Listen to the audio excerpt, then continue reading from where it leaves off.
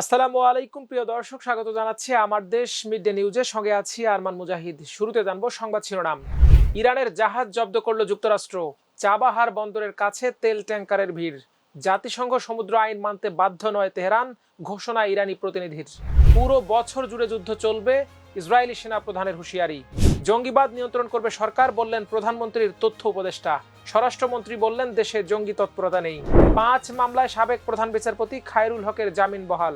সমুদ্র বন্দরে 3 নম্বর সংকেত, 3 জেলায় বন্যার শঙ্কা। দর্শক, এতক্ষণ শুনছিলেন সংবাদ শিরোনাম, এবার বিস্তারিত। হরমুজ প্রণালী ও ইরানের বন্দরগুলোতে যুক্তরাষ্ট্রের চলমান অবরোধের অংশ হিসেবে একটি ইরানি পতাকাবাহী তেল ট্যাঙ্কার জব্দ করেছে মার্কিন নৌবাহিনী। মার্কিন সেন্ট্রাল কমান্ড সেন্টকম বলেছে তাদের guided missile destroyer USS Rafael Peralta অভিযান চালিয়ে এমটি স্ট্রিম নামের ওই ট্যাঙ্কারটিকে থামিয়ে দেয়।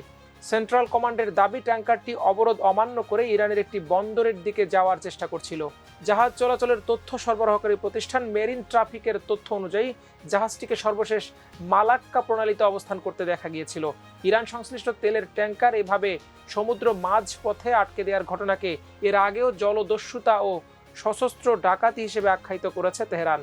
তবে এই পদক্ষেপের বিষয়ে তেহরানের পক্ষ থেকে তাৎক্ষণিক কোনো প্রতিক্রিয়া পাওয়া যায়নি। এদিকে হরমুজ প্রণালীর বাইরে ইরানের চাবাহার বন্দরের কাছে বেশ কিছু তেল ট্যাঙ্কার জড়ো হয়েছে।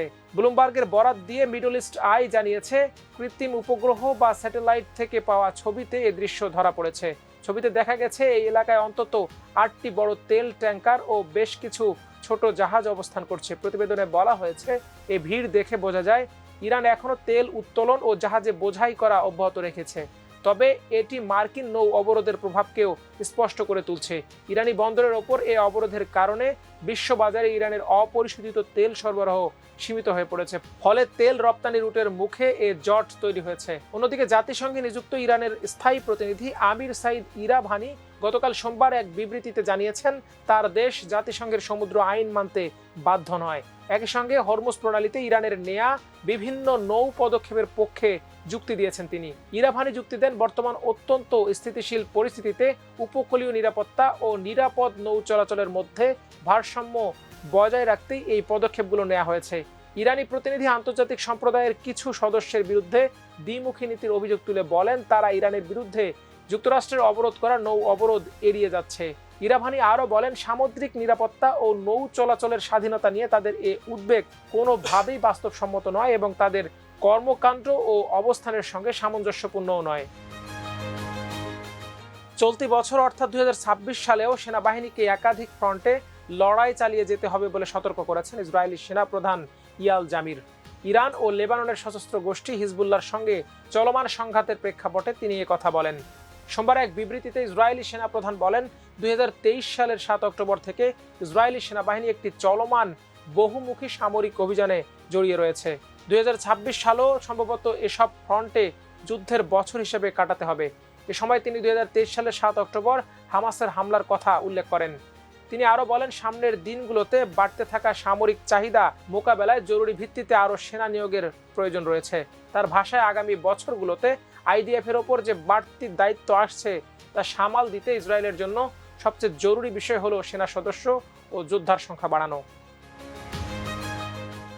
প্রধানমন্ত্রীর তথ্য ও সম্প্রচার উপদেষ্টা ডক্টর জাহিদুর রহমান বলেছেন, দেশে জঙ্গিবাদের একটা প্রবণতা আছে। কিছু মানুষ এর সঙ্গে জড়িত। মাঝে মাঝে তারা আরও বেশি অ্যাক্টিভ হওয়ার চেষ্টা করে, সেটাকে সরকার নিয়ন্ত্রণ করবে। মঙ্গলবার সচিবালয়ের তথ্য অধিদপ্তরের সম্মেলন কেন্দ্রে এক ব্রিফিংয়ে সাংবাদিকদের তিনি সব কথা বলেন। দেশে জঙ্গিবাদ নিয়ে দুটো এক্সট্রিম আলোচনা আছে উল্লেখ করে তথ্য উপদেষ্টা বলেন, একটা হলো বাংলাদেশ জঙ্গিতে ভরে গেছে, আরেকটা হচ্ছে বাংলাদেশে কোনো জঙ্গি নাই। দুটোই ভুল বলে আমরা মনে করি। ডিসইনফরমেশন প্রতিরোধে কঠোর অবস্থান নেওয়ার কথা জানিয়ে প্রধানমন্ত্রীর এই উপদেষ্টা বলেন, আমরা এটি নিয়ে শক্ত অবস্থানে যাব। আমরা disinformation base photo card allow করব না মিডিয়া থেকে। অন্যদিকে দেশে জঙ্গি তৎপরতা নেই বলে জানিয়েছেন স্বরাষ্ট্রমন্ত্রী সালাউদ্দিন আহমদ। বাংলাদেশ কোস্ট গার্ডের 31তম প্রতিষ্ঠাবার্ষিকী ও পদক অনুষ্ঠান শেষে সাংবাদিকদের এক প্রশ্নের জবাবে তিনি কথা বলেন। তিনি বলেন, বর্তমান কালচারে জঙ্গি শব্দ নাই। ফ্যাসিবাদী আমলে রাজনৈতিক হাতিয়ার হিসেবে জঙ্গি শব্দ ব্যবহার করা হতো, তবে এখন এসব নেই। কবে নাগাদ মাঠ থেকে সেনাবাহিনী প্রত্যাহার করা হবে জানতে চাইলে তিনি বলেন, পর্যায়ক্রমে তাদের প্রত্যাহার করা হবে।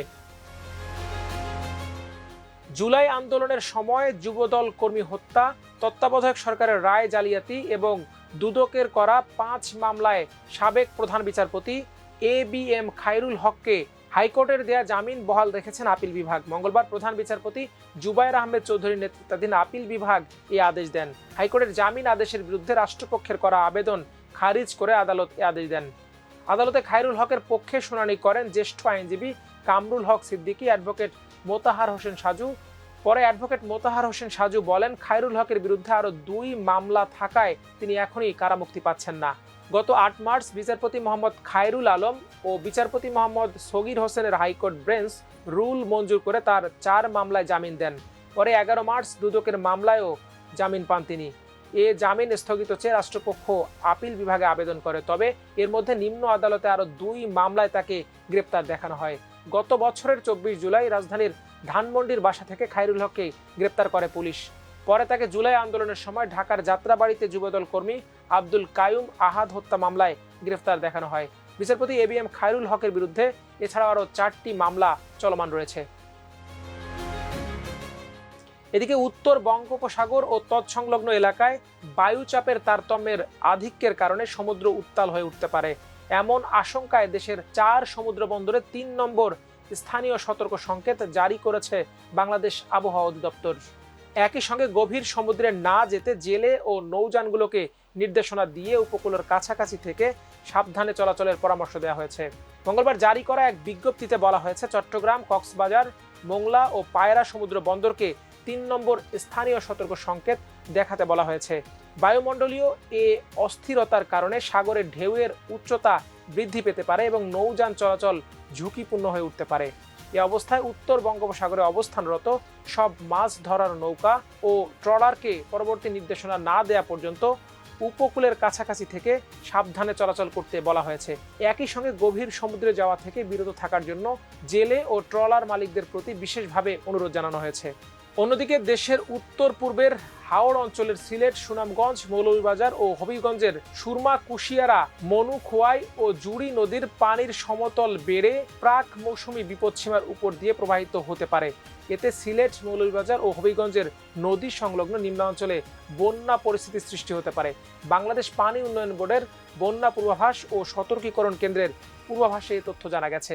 বাংলাদেশ আবহাওয়া অধিদপ্তর ও বৈশ্বিক আবহাওয়া সংস্থাসমূহের তথ্য অনুযায়ী দেশের উত্তর পূর্বাঞ্চলের এই এলাকায় আগামী 3 দিন ভারী থেকে অতি ভারী বৃষ্টি বর্ষণের পূর্বাভাস রয়েছে। দর্শক, এই ছিল আমাদের আজকের মিড ডের আয়োজন। সবাই ভালো থাকুন, সুস্থ থাকুন, থাকুন আমার দেশের সঙ্গে। আল্লাহ হাফেজ।